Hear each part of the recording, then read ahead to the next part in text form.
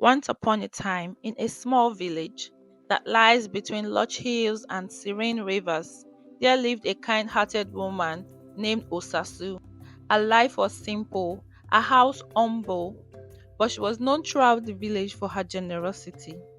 She had nothing much to her name, just a modest garden where she grew vegetables and a small pot she used to cook her meals.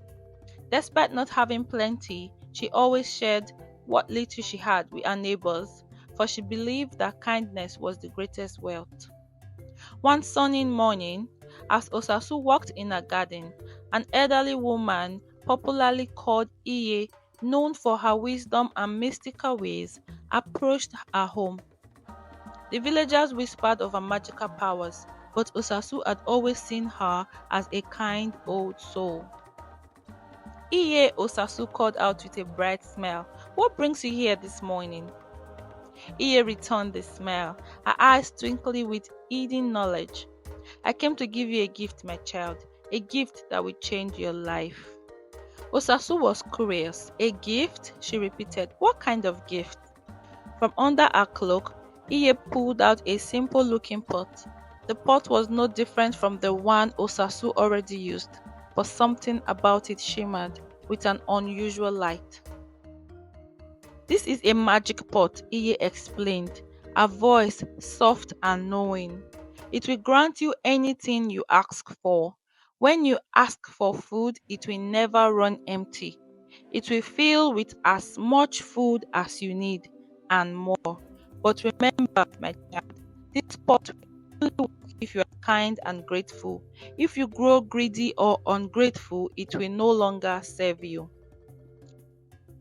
Osasu looked at the pot, skeptical but intrigued. Are you sure it will work? I am sure, Iye said with a knowing smile.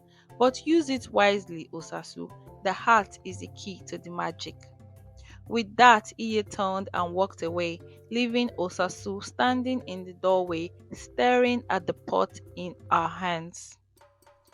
That evening, Osasu was hungry, and the sight of the empty pot in her kitchen reminded her of her daily struggle to find enough food. Tentatively, she placed the pot on the fire and spoke softly. Please, fill the pot with enough food to feed me for tonight. To her amazement, the pot began to glow. Steam rose from it, and when she lifted the lid, a steaming, delicious meal appeared: rice, vegetables, and meat. Osasu gasped, her heart pounding in her chest. It was as though the pot had heard her every thought. Overwhelmed with joy, Osasu sat down and ate her fill. She had never tasted food so good, so satisfying. The pot had granted her wish, just as Iye had promised.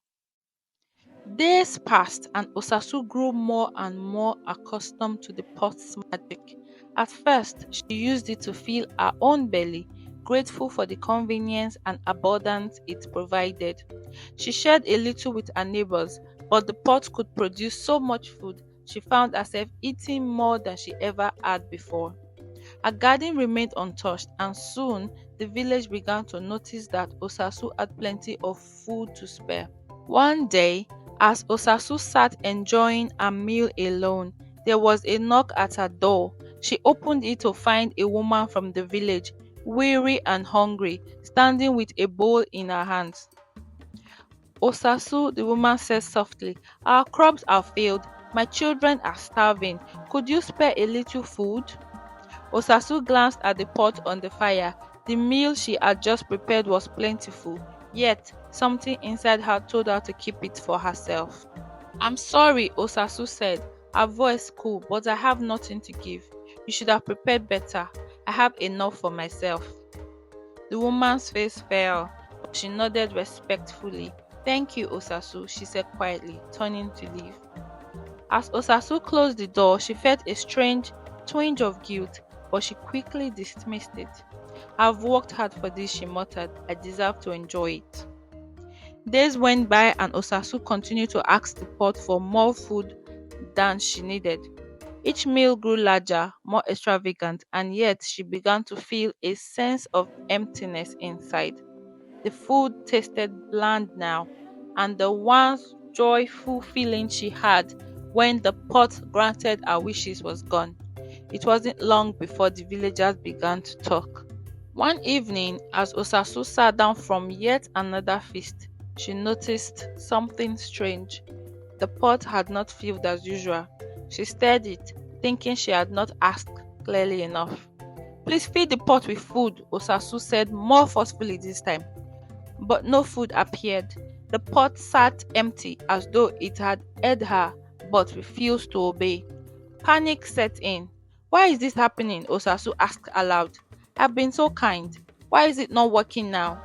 She began shaking the pot, but it remained stubbornly empty. She was desperate. What was she to do? The next morning, as Osasu walked to the village well, she saw the woman she had turned away.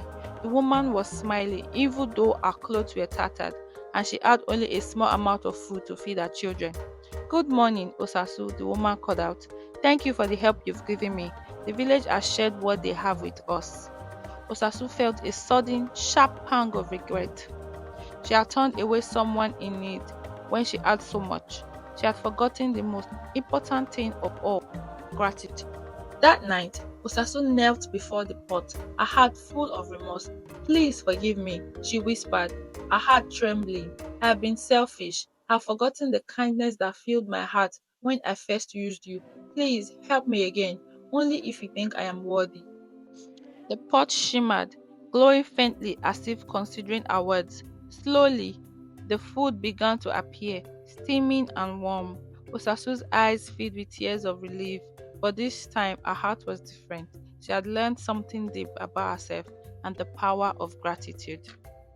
The next day, Osasu invited the woman and her children into her home, offering them the food she had received from the pot. She shared her abundance with the village, offering what she could to those who needed it most. The more Osasu gave, the more the pot seemed to provide. She no longer asked for excess, but only what was needed, and she shared it with others freely. The pot never ran empty, and Osasu never felt the hunger of selfishness again. As the seasons passed, Osasu became known not only for her generosity, but for the lessons she had learned. She no longer hoarded the pot's magic for herself, but used it to help everyone around her. And in return, her life was filled with a richness that no amount of food or wealth could bring. She has learned that true abundance lies not in what you keep, but in what you give. And in giving, she found a wealth far greater than any magic could offer. The end. The moral of this story: gratitude and generosity create abundance. When we give without expectation, we find true wealth. Please remember to like our story, share, and subscribe to this channel. Thank you.